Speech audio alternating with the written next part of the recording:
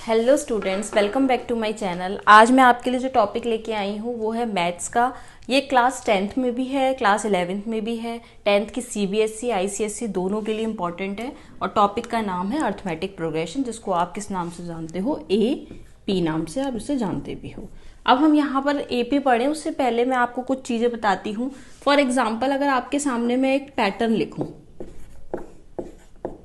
आप बहुत इजीली बता दोगे कि इसके बाद जो इसकी नेक्स्ट टर्म आएगी वो क्या आएगी। आप अपने लॉजिक से डेवलप करोगे। एक्चुअल में अर्थमेटिक प्रोग्रेशन एक चैप्टर ऐसा है जो आपके लॉजिक को स्ट्रॉन्ग करेगा, यानी लॉजिकल पार्ट है पूरा। आपको पता है यहाँ 2 लिखा है, यहाँ 4 लिखा है, यहाँ 6 है या 8 है। आप कह सकते हो ये 2 का टेबल चल रहा है, या फिर आप कह सकते हो कि सब में क्या है 2 प्लस हो रहा है, यहाँ पर 10 आ गया। फॉर एग्जाम्पल, आपके सामने मैंने लिखा 1 4 9 16 25। आप इसे भी बहुत ध्यान से देखो तो आपको यहाँ पर दिख रहा है कि यहाँ पर जो भी टर्म है उसका स्क्वायर हो रहा है। ठीक है, उसके बाद में फॉर एग्जाम्पल 1 3 5 7 11। अब ये आपके सामने लिखा है तो आपको दिख रहा है कि यहाँ पर सारे मैंने ऑड नंबर्स लिखे हैं। अगर इसका एक पर्टिकुलर पैटर्न बनाया जाए तो यहाँ पर क्या दिख रहा है, सब में 2 2 का डिफरेंस है। यानी हर एक टर्म में क्या है, अगर फॉर एग्जाम्पल कि मैं यहाँ देखूँ 1 4 9 16 25 है, तो आपको दिख रहा है जो भी नंबर है नेचुरल नंबर, आप उसको स्क्वायर कर रहे हो तब ये एक पैटर्न बन रहा है। यानी इसका मतलब है, इसको अगर आप सीधे इसकी जगह n स्क्वायर लिख दो और n को आप एक नेचुरल नंबर कह दो, तो नेचुरल नंबर 1 से शुरू होगा।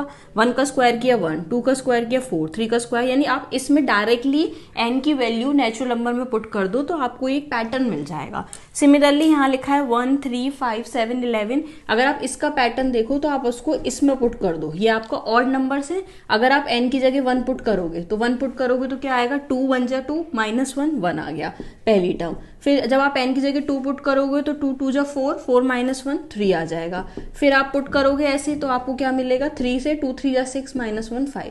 यानी यहाँ पर जो आपके सामने कुछ पैटर्न्स लिखे हुए हैं, इन पैटर्न्स को आपने किसके नंबर्स हैं जिनको आपने एक पैटर्न में बनाया है, इन पैटर्न्स को हम कहते हैं सीक्वेंस।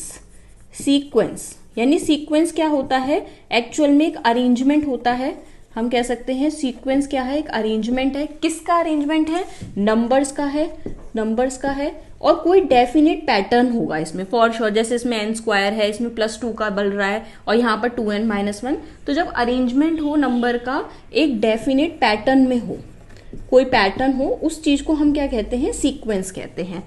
लेकिन हम यहाँ पर सीक्वेंस नहीं पढ़ रहे, हम यहाँ पढ़ रहे हैं अर्थमेटिक प्रोग्रेशन। तो हम यहाँ सीखेंगे कि जो अर्थमेटिक सीक्वेंस होता है वो क्या होता है। सबसे पहले हम समझेंगे अर्थमेटिक सीक्वेंस। अब अर्थमेटिक सीक्वेंस क्या होता है, जब आपके पास में नंबर है, आपने उसको एक डेफिनेट पैटर्न में अरेंज किया, तो आपको हमेशा ये दिखे कि जो पहली टर्म है और दूसरी टर्म है, या दूसरी के बाद जो तीसरी टर्म है, उसमें डिफरेंस कांस्टेंट हो। जैसे अगर मैं यहाँ देखूँ तो यहाँ पे 2 का डिफरेंस है, फिर यहाँ देखा जाए 2 का डिफरेंस है, फिर 2 का है, फिर 2 का है, आगे भी 12 ही आएगा, सबको पता है।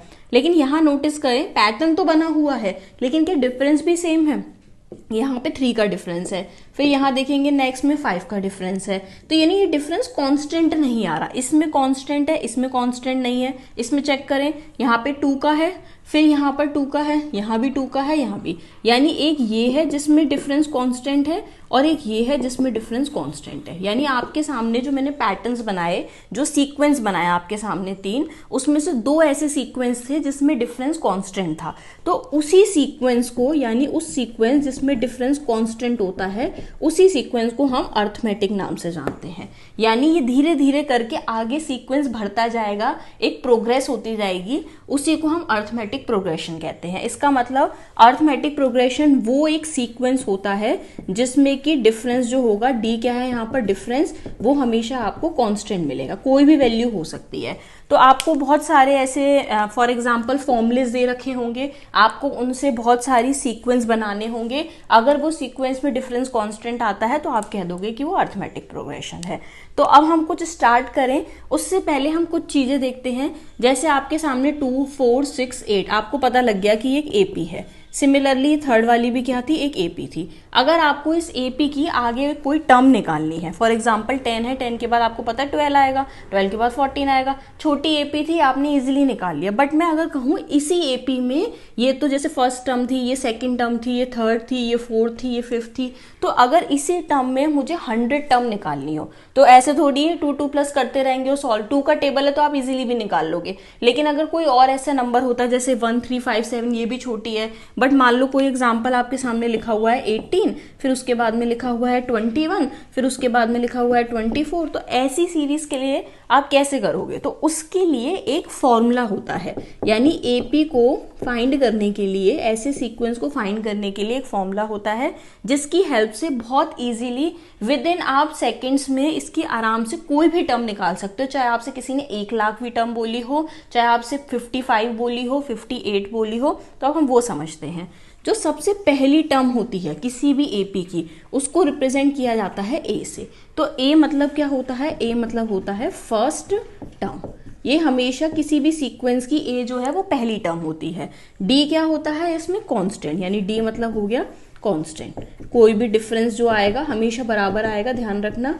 तो डी क्या आएगा? जो भी उस सीक्वेंस में डिफरेंस है। अब बात आती है कि इस एपी की आपको मान लो फॉर एग्जांपल 58th टर्म निकालनी है। मैं चाहती हूँ इस एपी पे मुझे पता लगे कि 58th नंबर पे क्या वैल्यू होगी। तो ये जो 58th है, जो कि आप अभी बोल रहे हो टर्म, ठीक है, तो टर्म को यहाँ पर रिप्रेजेंट करते हैं एन से।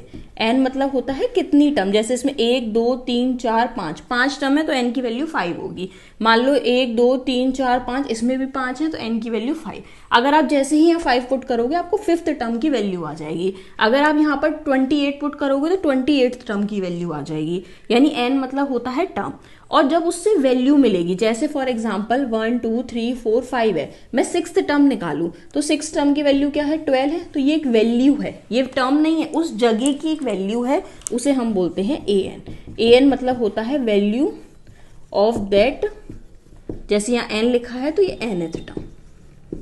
पहले आपको कुछ रिप्रेजेंटेशन आने चाहिए, ए क्या होता है, डी क्या होता है, एन क्या होता है, ए एन क्या होता है। अब हम यहाँ देखेंगे कि कोई भी एपी की अगर हमें टर्म निकालनी है तो हम उसे किस फॉर्मूले से निकाल सकते हैं? Directly A N equals to A plus N minus 1 D. अब आप ध्यान से देखना, मैं बाय यूजिंग दिस फॉर्मूले आराम से कोई भी टर्म निकाल सकती हूँ किसी भी एपी की। ये एपी है इसलिए फर्स्ट इसको नंबर लिख दिया, और एक ये है इसको सेकंड लिख दिया। पहले हम फर्स्ट एपी को देखते हैं। फॉर एग्जाम्पल आपसे कहा जाए उस एपी में 58th टर्म क्या होगी, तो आपको वैल्यू निकालनी है। क्या वैल्यू होगी? 58 है, इसका मतलब आपको n पता लग चुका है, 58 है। a मतलब क्या होता है? फर्स्ट टर्म होता है, हमें फर्स्ट टर्म पता है 2 है। और d मतलब क्या होता है? डिफरेंस, जो कि 2 2 का डिफरेंस है। फॉर एग्जाम्पल यहाँ पुट करते हैं a की जगह 2, ठीक है, 58th टर्म है, n की जगह 58 पुट किया, 58 माइनस 1, और डिफरेंस की जगह क्या पुट किया? 2, क्योंकि ये किसका डिफरेंस है? 2 2 का डिफरेंस है। यहाँ पर हमने सॉल्व किया तो ये क्या आ गया हमारा? 57 इंटू 2। हम बॉडमास रूल से पहले मल्टीप्लाई करते हैं, मल्टीप्लाई सॉल्व किया 2 प्लस, और ये आ गया आपका 116, यानी 58th टर्म। वैसे भी आपको पता है 2 का टेबल है यानी 116 होगा। तो आपने आराम से ए एन की वैल्यू निकाल ली। जैसे फॉर एग्जांपल अगर मैं इसी 2 एग्जांपल में इसी चीज को करें, फिर से हमने ए एन लिखा था, हमें पूछा है फॉर एग्जांपल इस एपी की कोई कहे आपसे कि आप 98th टर्म बताओ कि क्या होगी, ठीक है, तो आपको n पता लग गया, टर्म है यानी n है, और a पता है इसका फर्स्ट है यानी 1 है, और डिफरेंस कितने का है? 2 का है। सीधे a की जगह पुट किया, an तो फाइंड ही करना है, तो आपको n नहीं फाइंड करना, आपको 98 टर्म फाइंड करनी है। तो आप n की जगह सीधे क्या लिख दो? आपको 98 टर्म फाइंड करनी है, हम उसकी वैल्यू निकालेंगे। a क्या होगा हमारा? 1, हमने 1 लिख दिया, प्लस अब n माइनस 1 होता है, टर्म कौन सी चाहिए? 98, 98 माइनस 1 कितना हो गया? 97, इनटू डी डिफरेंस कितने का है? 2 का है, तो 2 यहाँ हमने पुट किया, 1 प्लस 7 2 14, ये आ गया 195। यानी जैसे जैसे आप आगे बढ़ते जाओगे, जब 98th पोजीशन पे आओगे तो उसकी वैल्यू, यानी n क्या होती है? एक पोजीशन भी होती है, सिंपल वर्ड में कहें तो ये पोजीशन है और ये उसकी वैल्यू है। आपको आई थिंक ये फॉर्मूला समझ में आ गया होगा, कॉन्सेप्ट समझ में आ गया होगा। अब हम क्वेश्चंस करेंगे, लेकिन उससे पहले एक छोटी सी चीज, क्वेश्चन स्टार्ट करने से पहले फॉर एग्जाम्पल आपके पास ये फॉर्मूला दे रखा है, सबसे पहला आपसे कोई कहे कि एक एपी की 10th टर्म बताओ, तो आपने एन की जगह क्या लिखा 10, तो आप हमेशा ध्यान रखना कि 10th टर्म निकाल रहे हो तो 10 माइनस 1 9 आएगा, एक नंबर कम आएगा। यानी अगर कोई 10th टर्म पूछता तो आप सीधे लिख लेते a प्लस 90। आप चाहो तो आप डायरेक्टली भी यूज कर सकते हो। कोई आपसे कहे कि इसी एपी की 97 टर्म बताओ, तो आप 97 पुट करते हैं इनकी जगह, 97 माइनस 1 क्या होता है 96, तो ये क्या हो जाता है a प्लस 96d, जो कि किसकी वैल्यू आएगी 97 टर्म की। यानी आप नोटिस करो, आप कोई भी टर्म निकालोगे तो हमेशा यहाँ पर एक नंबर कम होगा। हम डायरेक्टली यूज करेंगे, जरूरी नहीं है हर बार इसी फॉर्मूले को लिखें, लेकिन हमें कुछ बेसिक समझ में आ गया है। अब हम स्टार्ट करते हैं क्वेश्चंस। पहले बेसिक से शुरू करेंगे, फिर धीरे धीरे हम मॉडरेट और फिर हाई लेवल पे जाएंगे। सबसे पहला क्वेश्चन क्या लिखा है, the first term of N AP is -7 and the common difference is 5, find its 18th term. अभी हमने एक फॉर्मूला पढ़ा था, हम उस फॉर्मूले को सबसे पहले लिख लेते हैं, a N equals to A plus N minus 1d। A क्या होता है फर्स्ट टर्म, इसने क्या बोला है फर्स्ट क्वेश्चन, सबसे पहले फर्स्ट क्वेश्चन में लिखा है फर्स्ट टर्म जो है वो -7 है, यानी ए की वैल्यू कितनी है -7। कॉमन डिफरेंस 5 है, जिसको हम डी से रिप्रेजेंट करते हैं, उसकी वैल्यू 5 है। आपसे पूछा है 18th टर्म, यानी आपको पता है एन क्या है 18th है, और 18th टर्म की वैल्यू क्या होगी हमें ये पूछा है। सीधे हम इस फॉर्मूले में पुट करते हैं, a N equals to A plus N minus 1d। 18th term निकालनी है हमें, सीधे A18 वैल्यू निकाल लेंगे। A की जगह लिखेंगे -7, N की जगह 18, 18 माइनस 1 क्या हो गया 17, इंटू D कितना होगा हमारा 5। यहाँ हमने सॉल्व किया -7, यहाँ पर हो गया 7 5 35, 3 85, और यहाँ पे हमने इसको सॉल्व कर लिया 7 2 14 8 78। ठीक है, यहाँ पर हमारी सीधे वैल्यू आ गई, यानी एक एपी जो भी -7 से स्टार्ट होगी उसकी 18 टर्म की वैल्यू 58 होगी। ये तो हो गया हमारा फर्स्ट। अब सेकंड क्वेश्चन पढ़ते हैं। अलग अलग टाइप के क्वेश्चन है। Which term of the sequence, एक सीक्वेंस दे रखी है -1 3 7 11 इज 95, यानी एक सीक्वेंस चल रहा है, उस सीक्वेंस में आगे जाके कहीं ना कहीं 95 आएगा।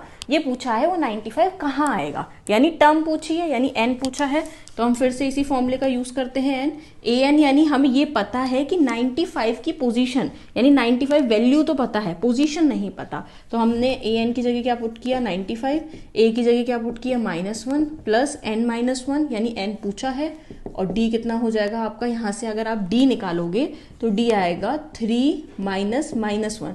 हमेशा हम second term minus first term करेंगे, या आप चाहो तो 7 माइनस 3 कर लो, आपको वो ज़्यादा सही लगे। तो डी यहाँ से क्या आया 4, तो डी की जगह हमने पुट कर लिया 4। ये तो हमने सॉल्व किया है अलग से, इसलिए इसे मैं अलग से ब्रैकेट में लिख रही हूँ। यहाँ सॉल्व किया 95 इधर जाके जो +1 हो गया, ये हो गया 96 equal to n minus 1 into 4। जो चीज़ मल्टीप्लाई में होती है वो डिवाइड में चली जाएगी, यानी 96 के नीचे डिवाइड में 4 चला गया, इक्वल्स टू n माइनस 1, 4 से इसे कट कर दिया, 4 4 जो यहाँ पर आ गया 25 प्लस हो गई, यानी 25th पोजीशन पर वैल्यू 95 आएगी। अब हम देखते हैं third question, how many terms of this sequence have, यानी एक सीक्वेंस लिखी हुई है, आपसे पूछा है कि इस सीक्वेंस में टोटल टर्म्स कितनी होंगी। आपके सामने एक सीक्वेंस है 3 6 9 12, डिफरेंस कांस्टेंट है, 3 का डिफरेंस है, फॉर श्योर एपी है, 1 1 1 तक चल रही है, यानी आपको उसकी लास्ट वैल्यू पता है 111 है, और वो वैल्यू किस पोजीशन पे होगी आप ये पता कर लो, आपको अपने आप पता लग जाएगा कितनी टर्म्स होंगी। तो सबसे पहले फिर से हम इसी फॉर्मूले का यूज करते हैं, ए एन, यानी हमें लास्ट वैल्यू पता है, वो क्या है हमारे पास 111, फिर ए लिखेंगे, ए क्या है हमारा सीक्वेंस में 3 लिख दिया, प्लस हमसे पूछा है टर्म, हाउ मैनी टर्म्स, यानी एन पूछा है, कौन सी वैल्यू है, अगर 111 50 पोजीशन पे होगा तो 50 टर्म्स होंगी, 30 पे होगा तो 30 टर्म्स होंगी, तो एन की जगह हमने सीधे एन लिखा -1, और डी क्या है आप देखो 3 6 3 का टेबल है 3। अब आप इसको इधर माइनस में ले जाओ, ये क्या हो जाएगा 111 माइनस 3, एन माइनस 1 इंटू 3 वाला है, यहाँ पे आपने कर लिया 11 में से 3 का 8 108, n माइनस 1 इंटू 3, डिवाइड में ले गए 3 3 9 3 6 18, और n की वैल्यू आ गई 37। यानी जो आपके सामने एक सीक्वेंस बना रखी है, अगर 111 तक उसे चलाया जाए तो उसमें टोटल 37 टर्म्स होंगी। Now move on to next 3 questions. Next 3 questions. अब क्वेश्चन नंबर 4 को पढ़ते हैं। Find the middle term of N AP, एक एपी लिखी है आपके सामने 7 13 19, पहले चेक करते हैं, वैसे बोल ही दिया एपी तो होगी। डिफरेंस देख लेते हैं, यहाँ पर डिफरेंस है 6 6 का, विच अब टर्म बनी हुई है 241 तक चल रही है वो टर्म, इसकी मिडिल टर्म पूछी है। मिडिल टर्म निकालने के लिए सबसे पहले आपको टर्म तो पता हो। फॉर एग्जाम्पल अगर यहाँ पर आपके सामने for example A B C 3 number है कोई भी, या 3 पर्सन है, एक का नाम ए से, एक का बी से, एक का सी से, तो अगर आप मिडल बताना हो तो आप आराम से बता दोगे मिडल की है। कैसे? क्योंकि यहाँ पर तीनों जो नंबर थे ना वो ऑड में थे, यानी अगर आपके पास टर्म्स ऑड में आती हैं तो आप आराम से कैसे पता लगा सकते हो, 1 2 3 है, अगर आप 3 में +1 कर दो और डिवाइड बाय 2 कर दो, यानी 4 डिवाइड बाय 2 सेकेंड नंबर पे आएगा। इसका मतलब इसका फॉर्मूला होता है n+1/2। यही आपकी टर्म जो होती है, यही आपकी मिडिल टर्म होती है अगर ऑड दे रखा है।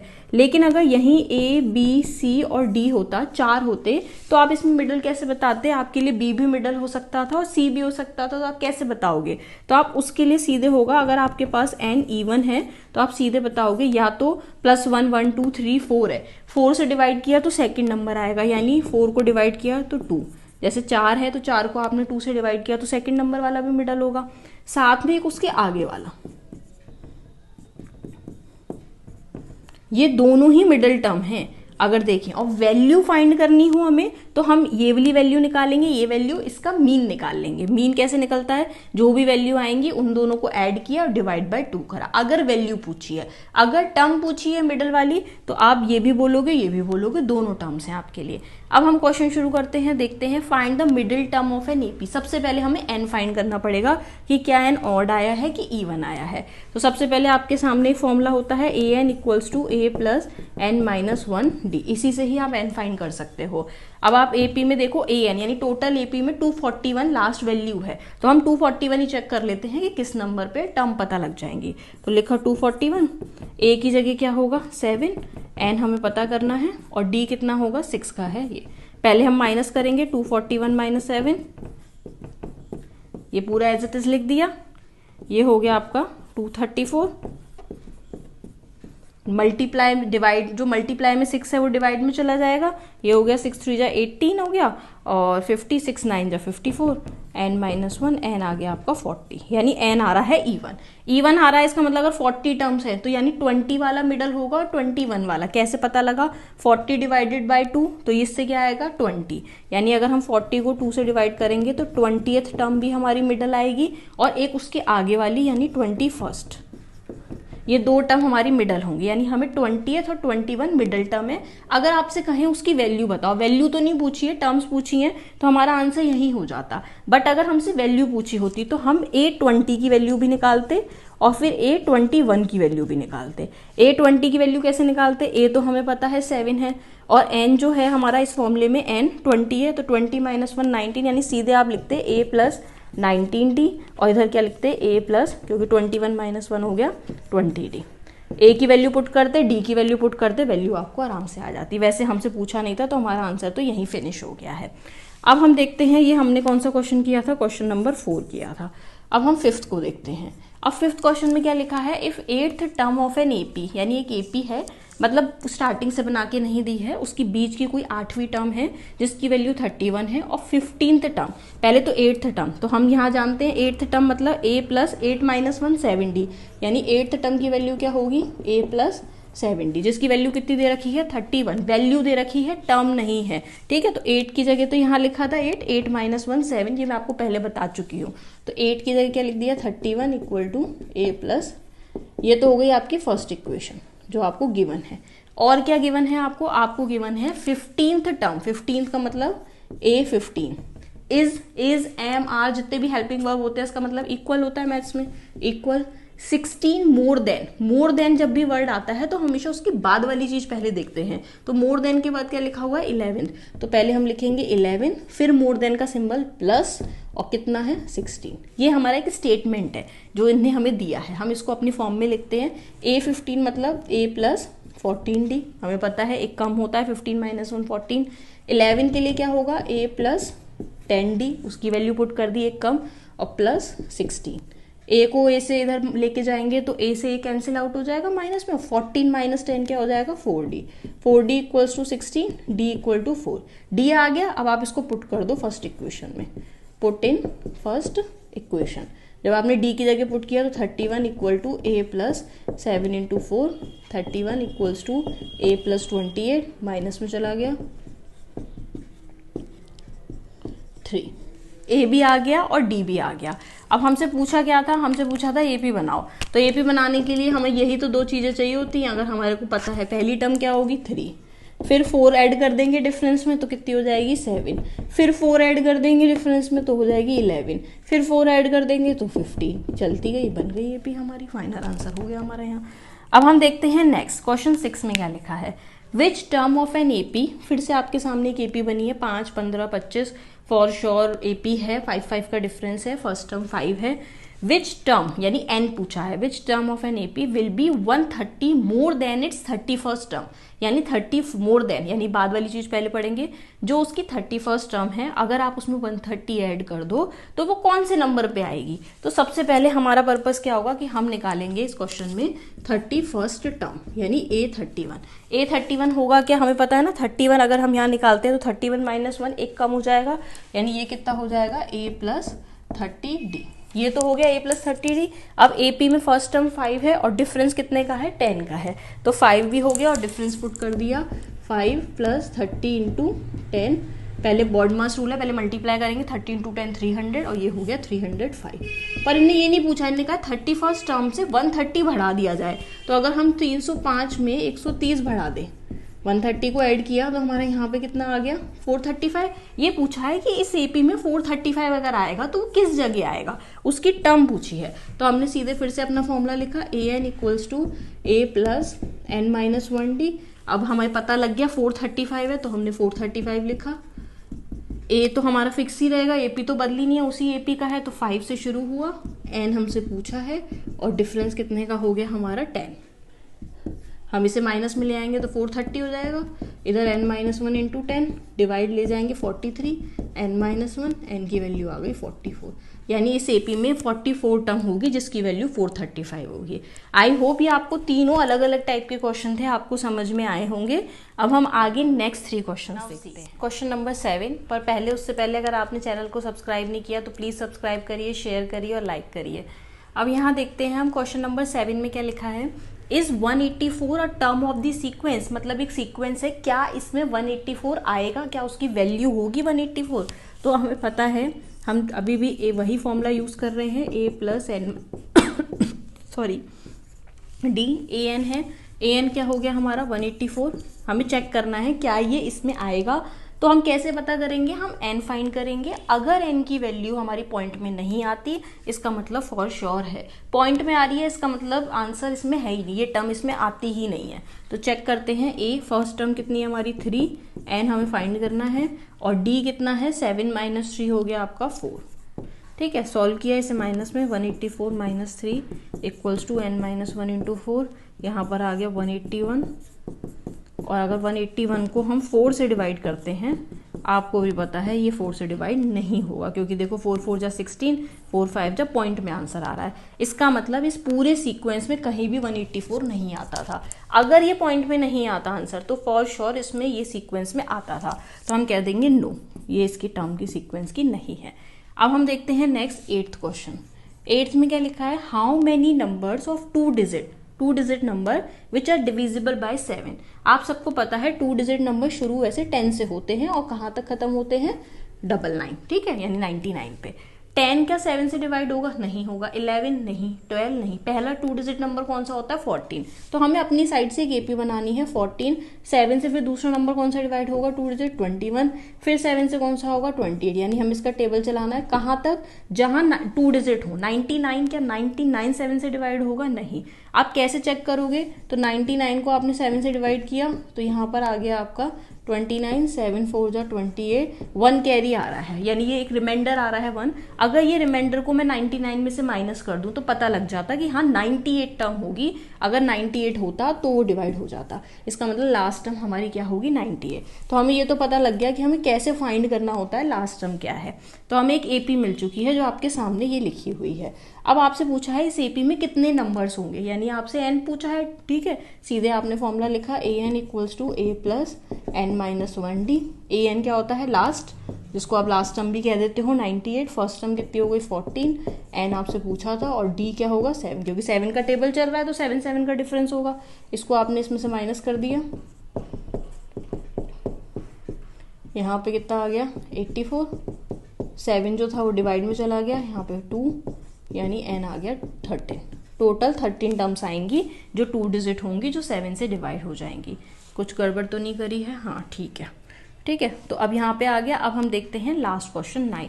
2 AP having same common difference, 2 AP हैं, दोनों का कॉमन डिफरेंस सेम है। फॉर एग्जाम्पल एज्यूम कर लेती हूँ मैं, यहीं पे कर देती हूँ कि 2 एज्यूम कर ली, 2 4 6, ये एक AP है, और मान लो कि आपने मान ली 1 3 5। तो आप अगर ध्यान से देखो, 2 डिफरेंट APs हैं और दोनों AP का डिफरेंस सेम है, 2 2 का डिफरेंस है, यानी AP तो सेम अलग अलग होंगी, यानी इनकी पहली टर्म अलग होगी। अगर इसको टर्म को मैं स्मॉल a से मानूं तो उस वाली को मैं मान लूंगी कैपिटल A से, लेकिन दोनों का डिफरेंस सेम होगा, यानी इसका डिफरेंस अगर D है तो इसका डिफरेंस भी आप D ही मानो, चाहे आप कैपिटल से मानो चाहे स्मॉल से। A डिफरेंट होगा क्योंकि 2 डिफरेंट AP हैं। अब उसमें क्या स्टेटमेंट लिखा है? The difference between there 100th term, यानी इस AP यानी पहली AP और दूसरी AP की 100 टर्म निकालो, उनका डिफरेंस करो तो आंसर 111 आना चाहिए। ठीक है, तो हम इस AP का 100 टर्म कैसे निकालेंगे? A प्लस 90 आपको पता है 100 टर्म कैसे निकलती है, एक नंबर कम होगा, और दूसरे का निकालते तो वो क्या आ जाता? A प्लस ये भी 90 बस A अलग अलग होता। इनका डिफरेंस यानी ये माइनस ये, इसका डिफरेंस कितना है? 111। अगर आप इसको ध्यान से देखो तो जब आप इस ब्रैकेट को खोलोगे तो ये 90 उस 90 से कट हो जाएगा, तो आंसर क्या आएगा? A minus A equal to 111। पर आपसे पूछा क्या है? What is the difference between their 1000 term. 1000 term पहले इस AP की निकालते हैं, इसकी 1000 टर्म क्या होगी? A प्लस 90 1000 मतलब एक नंबर कम, और उसकी क्या होगी? A plus 90। इनका डिफरेंस पूछा है आपसे, तो आपने इसका डिफरेंस देखो तो 90 फिर ब्रैकेट ओपन होगा तो कट हो जाएगा, तो इसकी वैल्यू आएगी A माइनस है, जो कि पहले ही आपको पता है उसकी वैल्यू है 111, यानी इसका आंसर भी क्या होगा? 111। इसका मतलब ये कहना चाहता है, कोई भी MCQ में क्वेश्चन आए, चाहे 2 AP हो 4 AP हो, अगर उन APs का डिफरेंस सेम है तो उनकी जो वैल्यू पहली होगी, जैसे 100 टर्म है, 100 टर्म का जो डिफरेंस है, यानी पहली AP की 100 टर्म दूसरी AP की 100 टर्म, उसका डिफरेंस का जो भी आंसर आएगा, फिर चाहे आप इसकी 1000 ले लो इसकी 1000 ले लो वही आंसर आएगा, फिर चाहे आप इसकी मिलियंथ ले लो इसकी मिलियंथ ले लो तब भी वही आंसर आएगा, चाहे आप इसकी 55 ले लो इसकी 55 टर्म ले लो तब भी यही आएगा। इसका मतलब है डिफरेंस एक्चुअल में कट आउट हो जाता है, अल्टीमेटली फर्स्ट टर्म ही आती है और वो हमेशा सेम रहती है। यानी ये देखो 2 माइनस 1 डिफरेंस क्या आया? 1, 4 माइनस 3 डिफरेंस क्या आया? 1, 6 माइनस 5 डिफरेंस क्या आया? 1, इसके आगे क्या आएगा? 8, और यहाँ पर क्या आएगा? 7, डिफरेंस क्या आया? 1। यानी जो टर्म उसकी होगी वही टर्म दूसरे की हो, तो उसका डिफरेंस हमेशा क्या आता है? सेम, बिल्कुल सेम आएगा, डिफरेंस में कोई चेंज नहीं आएगा। आई होप ये आपको समझ में आया होगा। अब हम आगे देखते हैं कुछ क्वेश्चंस। नाउ सी, अब क्वेश्चन नंबर 10 में क्या लिखा है? Which term of an AP, एक आपके सामने AP बनी हुई है, पहले चेक कर लेते हैं कि क्या इस AP सेम है। हाँ, डिफरेंस 4 4 का है, लेकिन डिक्रीजिंग AP है, यानी -4 चल रहा है, क्योंकि आप second term minus first term करोगे तो आंसर क्या आएगा? -4। अब उसने बोला है which term of an AP is the first negative term, इस AP की सबसे पहली नेगेटिव टर्म क्या होगी? तो सबसे पहले हम यहाँ देखते हैं कि नेगेटिव टर्म का मतलब भी क्या है। नेगेटिव टर्म का मतलब है जो वैल्यू है वो 0 से कम हो। अब 0 से कम में क्या हो सकता है? हो सकता है वो -1 से शुरू हो रही हो सकता है -2 हो सकता है -3 हो, हमें नहीं पता, तो हम अपने मन से 0 नहीं मान सकते हैं। 0 से कम की कोई भी वैल्यू ले ली तो इसका मतलब क्या होता है? लेस देन 0, मतलब 0 से छोटा। an का फॉर्मूला हमें आता है a plus n-1d less than 0। a की जगह हमने क्या लिखा? 121 n-1, और डिफरेंस देखो यहाँ पर कितना है। आप हमेशा सेकंड टर्म में से फर्स्ट टर्म को माइनस करोगे तो 117 121 से छोटा है, तो डिफरेंस यहाँ पर क्या आएगा आपका? 117 माइनस 121 यानी कि -4। तो यहाँ पर आपने लिख दिया -4 लेस देन 0। पहले हम क्या करते हैं? 121 -4 का मल्टीप्लाई किया जब n से, तो यह आएगा -4n, और इससे किया तो +4। इन दोनों को प्लस किया, 125 -4n लेस देन 0, 125 4n को उधर शिफ्ट कर दिया। साइन हमेशा लेस देन का ही बनाएंगे, इससे हमें ये n पता लग जाएगा। 125/4, 4 3 जा 3 1 जा 2, यानी 31.25। तो अब ऐसा तो नहीं होता ना, कोई एक इंसान यहाँ खड़ा है तो कोई उसके बीच, दो इंसानों के बीच में कोई आ जाए तो कहे मैं 1.5 पोजीशन पे खड़ा हूँ, भाई वो अब दूसरे नंबर पे आ जाएगा। कोई भी अगर यहाँ पे 3 जने खड़े हैं और कोई एक इंसान आके यहाँ खड़ा हो जाए तो अब वो सेकंड नंबर पे हो जाएगा, कभी भी पॉइंट में कोई पोजीशन नहीं होती। इसका मतलब 31.25 नहीं होगा, यानी n की वैल्यू क्या होगी 32। यानी जैसे ही आप इसकी 32 टर्म निकालोगे आपको पहली नेगेटिव टर्म पता लग जाएगी। चाहो तो आप निकाल भी सकते हो इसकी 32 टर्म, पूछी नहीं है लेकिन निकालेंगे तो क्या होगा a + 31d। a कितना है हमारा 121 + 31d कितना था हमारा -4। देखो 121 - 4 क्या आ गया माइनस, यानी इसकी सबसे पहली नेगेटिव टर्म -3 ही होगी। पर हमें पूछा नहीं था तो हम सीधे लिख देंगे n = 32। यही हमारा आंसर हो गया। अब हम आगे देखते हैं 11 क्वेश्चन। देख रहे हो लॉजिकल है, एप्टीट्यूड टाइप का है। 3 ब्लॉक्स बने हैं, तीनों ब्लॉक में कुछ वेरिएबल्स लिखे हुए हैं, मतलब वो A B C कुछ आंसर आएगा इसका, और कुछ वैल्यू पता है और ये AP है, बोल रखा है कि ये AP है। तो अब इसे कैसे निकालेंगे? पहली टर्म नहीं पता, दूसरी टर्म पता है। दूसरी टर्म के लिए हम क्या बोलेंगे A2 का मतलब क्या होता है A + n - 1d। तो n - 1 मतलब 2 - 1 1। तो A2 की वैल्यू क्या होगी A + d, यानी किसकी वैल्यू दे रखी है 7। तो A + d की वैल्यू तो हो गई 7। ये तो हो गई फर्स्ट इक्वेशन। ना हमें फर्स्ट पता थी, सेकंड हमें पता थी, हमने लिख ली। थर्ड हमें नहीं पता थी, हमें फोर्थ पता थी, तो हमने 4 की जगह लिख दिया A + 3d। अब A4 की वैल्यू कितनी है 23। ये क्या हो गया आपका दूसरी इक्वेशन। अब आपको 2 इक्वेशन है, 2 अननोन वेरिएबल हैं, आपको एलिमिनेशन सब्स्टिट्यूशन तो आता ही है, किसी भी मेथड से लगा सकते हैं। तो हम दूसरी इक्वेशन को इसी के नीचे लिख लेते हैं। A से A कट जाएगा, 23 - 7 हो गया यहाँ पर आपका 8 9 10 11 12 13 15 हो गया, नहीं 16। ठीक है, ठीक है। D कितना आ गया अपना 8। ठीक है, D तो आ गया। अब D को हम किसी भी इक्वेशन में पुट कर लेते हैं, फर्स्ट में पुट करते हैं। तो यहाँ पर क्या हो जाएगा 7 = A + 8। A की वैल्यू आ गई 7 - 8 -1। तो आपको फर्स्ट टर्म पता लग गई इसकी, फर्स्ट टर्म यानी -1 है। AP बनाते हैं -1। डिफरेंस कितने का है 8 का है। अगर इसमें 8 प्लस करूंगी तो 7, फिर 8 प्लस करूंगी तो ये कितना हो जाएगा 15, फिर 8 प्लस करूंगी तो ये कितना हो जाएगा 23, और फिर 8 प्लस करेंगे इसमें तो ये हो जाएगा 31। यानी A भी पता लग गया, B भी पता लग गया और C भी पता लग गया। यही पूछा था ABC आपसे, आपका हो गया यहाँ पे। अब हम लास्ट क्वेश्चन देखते हैं। हमारा ये जो बेसिक टू मॉडरेट तक आपको सारे करा दिए, फिर हाई लेवल के लिए इसका पार्ट 2 आएगा। If 5 times the 5th term of an AP, यानी 5 टाइम्स मतलब क्या होता है मल्टीप्लाई, यानी 5 times the 5th term. 5th term मतलब A5 हमें पता है। इज एम आर सारे हेल्पिंग वर्ब मतलब इक्वल, ठीक है, इक्वल टू भी लिखा हुआ है वैसे। 8 टाइम्स मतलब फिर आ गया मल्टीप्लाई।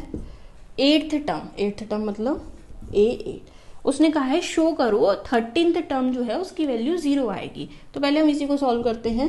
5th टर्म है, हम इसे लिख दिया हमने A + 4D, और यहाँ क्या लिख दिया हमने A + 8 की जगह पे 7D। पहले मल्टीप्लाई कर लेते हैं 5A, 5 4 = 20D, इधर हो गया 8A और 8 7 = 56D।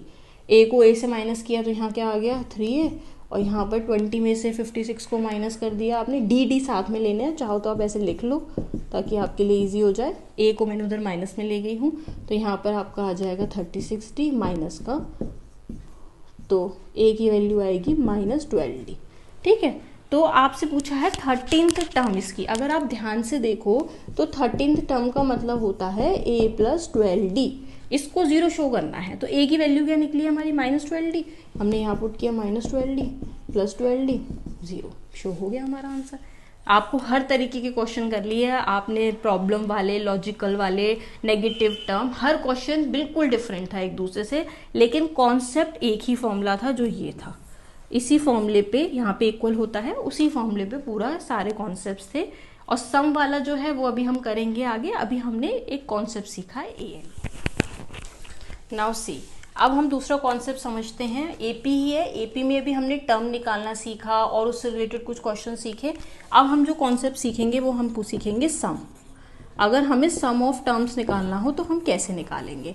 फॉर एग्जाम्पल आपके सामने फिर से एक AP लिखती हूँ 1 3 5 7। तो ऐसे अगर ये AP चलती जा रही है और कहीं पर जाकर इसमें डिफरेंस में आपका 111 आ रहा है, तो आपसे पूछा जाए जितनी भी टर्म्स है आप इनका सम निकालो, यानी इनको ऐड करके इनकी वैल्यू।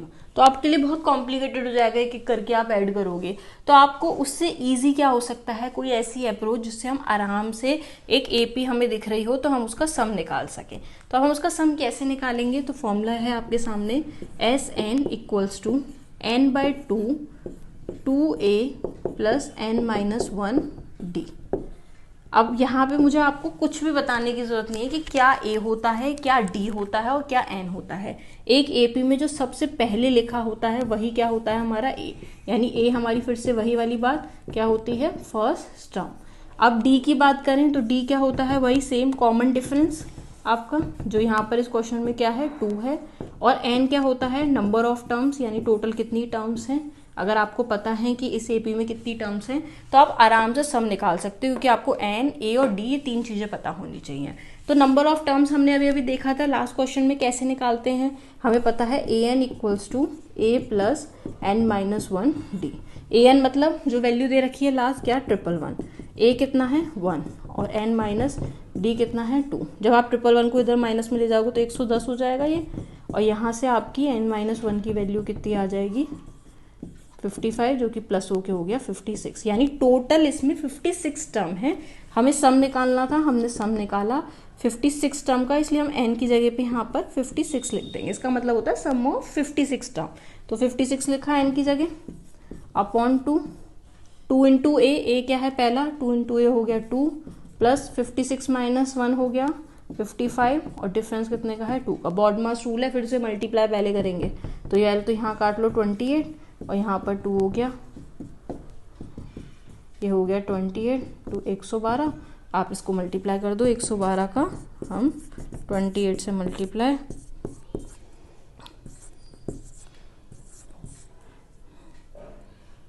ये हो गया आपका 3136, और आपका यहाँ पर सम निकला आया। तो आपके लिए अब सबसे इम्पॉर्टेंट फॉर्मूला हो गया ये। बट आप इसके अलावा भी एक फॉर्मूला यूज कर सकते हो, जिसे हम बोलते हैं n/2 first term plus last term. यहाँ पर L जो है वो आपके लिए क्या होगी, लास्ट टर्म। अगर आपको पता है लास्ट टर्म तो आपको यहाँ पे सिर्फ N, A और L पता होना चाहिए, D से मतलब ही नहीं। लेकिन अगर आप ध्यान से देखो तो इस फॉर्मूले में भी N चाहिए। तो जैसे 1, 3, 5, 7, 111 है तो आपको N तो फाइंड करना ही पड़ेगा। तो आप पहले इसी तरीके से N फाइंड करते, N आपको कितना मिलता 56, फिर आपको इस फॉर्मूले को ना लगा के सीधे आप लिख देते 56/2 फर्स्ट टर्म 1 है और लास्ट टर्म 111 है। तो आपने इसको सॉल्व किया 56/2, यहाँ पर आ गया आपका 112, वही देखो वही आ गया, 28 से इसे कट कर दो तो 28 इंटू 112 सेम वैल्यू आ जाएगी। तो ये यूनिवर्सल फॉर्मूला है। अगर आपको कोई एक फॉर्मूला याद करना है तो आप इसी को याद करो, यही आपके हर क्वेश्चन में यूज हो जाएगा। वो वहीं यूज हो सकता है जहां पर लास्ट टर्म गिवन होगी। आई होप आपको सम का कॉन्सेप्ट समझ में आया है। तो हम कुछ क्वेश्चन सम के भी करते हैं। अब हम कॉन्सेप्ट सीखते हैं। वैसे हमने AP मोस्टली सीख लिया, बस अब हमें सम के कुछ क्वेश्चंस प्रैक्टिस करने हैं। Find the sum of all odd integers between 2 and 100। 2 और 100 के बीच में जितने भी ऑड नंबर्स हैं, ऑड इंटीजर्स हैं जो कि 3 से डिवाइड हो रहे हैं, आपको उनका सम बनाना है। तो सम निकालने के लिए हमें सबसे पहले क्या करना पड़ेगा, AP बनानी पड़ेगी। तो एक AP जो 3 से डिवाइड होती है वो सबसे पहली AP क्या होगी, जो 3 से हो। फिर 3 के बाद दूसरा नंबर क्या होगा 6, फिर उसके बाद होगा 9, ये चलता जाएगा 100 तक। 100 तो 3 से डिवाइड नहीं होता, वो कहाँ तक चलेगा आपका 99 तक। अब आपको सम निकालना है इसका, तो आपको पहली टर्म पता लग गई A, जो कि आपकी 3 है, और डिफरेंस भी आपको पता लग गया 3 का है। अब आपको सम निकालना है, तो सम के लिए पहले आपको n पता होना चाहिए। तो n के लिए हम पहले फॉर्मूला लगाएंगे A प्लस n-1d। अब आपको पता लग गया an क्या हो गया लास्ट टर्म, फर्स्ट टर्म कितनी हो गई 3, n हमें पता करना है, और d कितना है 3। 99 में से 3 गए 96, और यहाँ से आ गया आपका 3 3 जा 9, 3 2 जा 6, n की वैल्यू आ गई 33। अब आपको सम पता करना था। सम का universal formula n/2 2a plus n-1d। चाहो तो आप वो भी लगा सकते हो, क्योंकि आपको लास्ट टर्म पता है, इसमें 99 है, बट मैं एक ही फॉर्मूले से यूज करके करते हैं। तो यहाँ पर n जो है आपके पास में कितना निकला है 33, 33/2, 2 इंटू A कितना है 3, 2 3 जा 6, और हमें कौन सी टर्म पता करनी है, टोटल 33। तो यहाँ पर हम सम की जगह सीधे 33 लिखें तो ज़्यादा अच्छा है। सम ऑफ 33 टर्म्स, 33 माइनस 1 क्या हो गया 32, इंटू डिफरेंस कितने का है 3 का।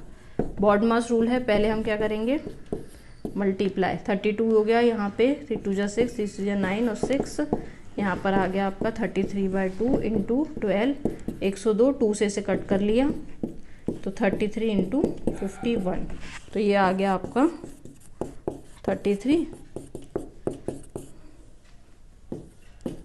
1683। ठीक है, ये तो आपका सम आ गया टोटल 33 टर्म्स का। बहुत इजीली आपने एपी बनाई, पुराना वाला सेम लॉजिक अप्लाई किया, एन फाइंड किया और एन और डी वैल्यू आपने पुट करके सीधे सम फाइंड कर लिया।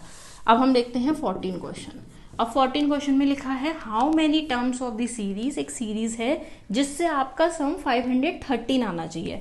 फिर से पता लग गया, टर्म्स का मतलब क्या होता है एन, यानी आपको फाइंड क्या करना है एन। तो सम का फॉर्मूला लगाते हैं n/2 2a plus n-1 into D.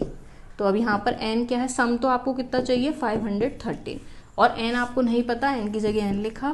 First term कितनी है 54 है तो 2 इंटू 54 प्लस, अब आपको n नहीं पता, आप n की जगह n ही लिखो। और d क्या है, ये डिक्रीजिंग एपी है, सब में क्या है 51 माइनस 54 किया तो -3, यानी डिफरेंस माइनस में आएगा। ध्यान रखना है माइनस है तो माइनस, इधर इसका मल्टीप्लाई कर दिया n, इसका मल्टीप्लाई बॉड मास में इससे मल्टीप्लाई -3n + 3, ये प्लस माइनस आगे जाके माइनस ही हो जाएगा तो हम इसे डायरेक्टली माइनस ही लिख लेते हैं। फिर यहाँ पे 1026 इक्वल्स टू n, 108 और 3 है, पहले से ऐड कर लेते हैं यहाँ पर 111 -3n, फिर हम इसका इससे multiply 111n -3n² equals to 1026। इधर ले आते हैं, क्वाड्रेटिक इक्वेशन बन रही है, n को इस साइड ले आते हैं 3n² -111n plus 1026 equals to 0। अगर देख लेते हैं, अगर ये 3 से डिवाइड हो जाए तो और अच्छा, छोटी बन जाएगी, कॉमन लेते हैं, यहाँ आएगा n², ये हो गया 3 3 जा 9, 3 7 जा 21, यहाँ पर हो गया 3 3 जा 9, 3 4 जा 12, 3 2 जा 6, छोटा हो गया यहाँ पर n² -37n प्लस 342। अब हमें इस तरीके से 342 को स्प्लिट करना है कि 37 आ जाए, तो हम 342 का स्प्लिट करते हैं। आई थिंक ये भी 3 के टेबल से चला जाएगा, अब ये भी 3 के टेबल से चला जाएगा, ये नहीं जाएगा, और यहाँ आ गया 19, 19 तो प्राइम नंबर है, नहीं होगा, तो 3 3 जा 9, 9 2 जा 18, अगर हम 19 और 18 को ऐड कर दें बिल्कुल आ जाएगा। इसका मतलब इसके फैक्टर होंगे 19 और 18। यहाँ से n कॉमन लिया n-19, यहाँ से 18 कॉमन लिया n-19, तो n की वैल्यू आ गई, एक तो 18 और एक आ गई 19। अब आप कहोगे कि दो कैसे आ रही हैं, एक 19 आ रही है, एक 18 आ रही है। ओके, हमने गलती करी है क्या कोई सम में, माइनस था 3n² माइनस हो गया, ये प्लस है और ये 18। इसका मतलब है, हो सकता है कि ये एपी इस तरीके से रिड्यूस हो रही होगी कि जो इसकी 18 टर्म के बाद जो 19 टर्म होगी ना वो 0 होगी, तो 18 टर्म का भी सम जो होगा वो 513 आ रहा होगा, और उसके बाद जो 19 टर्म होगी उसकी वैल्यू जब आप सॉल्व कर रहे होगे तो वो 0 आ रही होगी। तो ऑब्वियस सी बात है, अगर 18 टर्म में 0 ऐड कर दे तो वो भी, तो इसका मतलब 19 टर्म की वैल्यू भी 513 ही आएगी। इसीलिए यहाँ से 2 आंसर आ रहे हैं, अदरवाइज एक पॉजिटिव एक नेगेटिव आता ही ये सॉल्व है। अब वो क्वेश्चन जैसा भी था। अब हम नेक्स्ट देखते हैं 15 क्वेश्चन, वेरी इंपॉर्टेंट क्वेश्चन और बहुत इंपॉर्टेंट है और लास्ट क्वेश्चन है, आप सम का पूरा कॉन्सेप्ट क्लियर हो जाएगा। Sum of n terms of N AP, तो आपके पास यहाँ क्या दे रखा है, sum of n terms of N AP is 5n² plus 3n। अब आपके पास एक एपी दे रखी है, इसका सम का मतलब क्या होता है, अगर मैं इस n की जगह 1 पुट करूँ तो आप इसे ऐसे तो लिखोगे s1, और 1 पुट किया तो 5 + 3, 1 का स्क्वायर तो 1 ही होता है, तो ये आएगा 8। लेकिन अगर आप 2 पुट करते हो तो 2 का स्क्वायर करोगे 4, 4 5 जा 20, और वहाँ पर कितना आ जाएगा 26। तो इसका मतलब क्या है, S1 का मतलब है सम ऑफ फर्स्ट टर्म, इसका मतलब यही तो है, सम ऑफ फर्स्ट टर्म। अब बताओ, आप कोई एक चीज का टर्म का सम कर सकते हो, आप एक ही नंबर है 100 रुपये 100 का सम करो, अब कहोगे किससे सम करें, तो सेम चीज का सम नहीं हो सकता, इसका मतलब S1 ही आपकी पहली टर्म होती है। अब दूसरा लिखा है S2 का मतलब सम ऑफ 2 टर्म्स, यानी S2 का मतलब क्या है, पहली टर्म और दूसरी टर्म इन दोनों का सम, इसी का मतलब यही होगा, शुरू की 2 टर्म का सम। अब पहली टर्म तो आपको पता लगी गई है, वो कितनी थी 8 थी, और 2 टर्म का सम कितना है 26, दूसरी टर्म आप आराम से पता लगा लोगे, इसको आपने माइनस में कर दिया, ये आ गई आपकी दूसरी टर्म। ठीक है, अब आपको यहाँ पर एपी आराम से मिल गई, पहली 8 है, दूसरी 18 है। अभी हम छोड़ देते हैं आगे, पहली मिल गई दूसरी मिल गई, इसका मतलब डिफरेंस पता लग गया। डिफरेंस मतलब होता है second term minus first term, जो कि 18 - 8 10 का हो गया। अब आपसे पूछा क्या है, nth टर्म और 10th टर्म। पहले हम 10th टर्म निकालते हैं। 10th टर्म मतलब हो गया a प्लस 9d। सम नहीं निकालना, सिर्फ टर्म निकालनी है। a पता लग चुका है, AP तो हमारी ये बनी हुई थी, ठीक है। पहला क्या है 8 और डिफरेंस कितना है 10 का, तो ये कितना होगा 98। 9 पहले बॉड मास रूल है, पहले मल्टीप्लाई फिर ऐड। उसके बाद nth टर्म निकालनी है, तो nth टर्म के लिए आप क्या लिखोगे, a plus n minus 1 into D. अब a क्या है हमें पता है, इस AP में a है 8 और डिफरेंस कितना है 10 का, तो हमने लिखा 8, यहाँ पे लिख दिया 10, यहाँ पर आ गया 8 plus 10n minus 10, 10n minus 2, यानी nth टर्म है ना, तो आंसर भी n में ही होगा। 10th टर्म हो, 20th टर्म हो, टर्म पता हो तो चलो हम निकाल भी ले। अब nth है तो nth के टर्म्स में ही इसका आंसर होगा। आई होप ये आपको पूरा कॉन्सेप्ट समझ में आ गया होगा। अगर आपको सेशन अच्छा लगा है तो प्लीज़ लाइक करिए और शेयर करिए, सब्सक्राइब करिए। Thank you so much.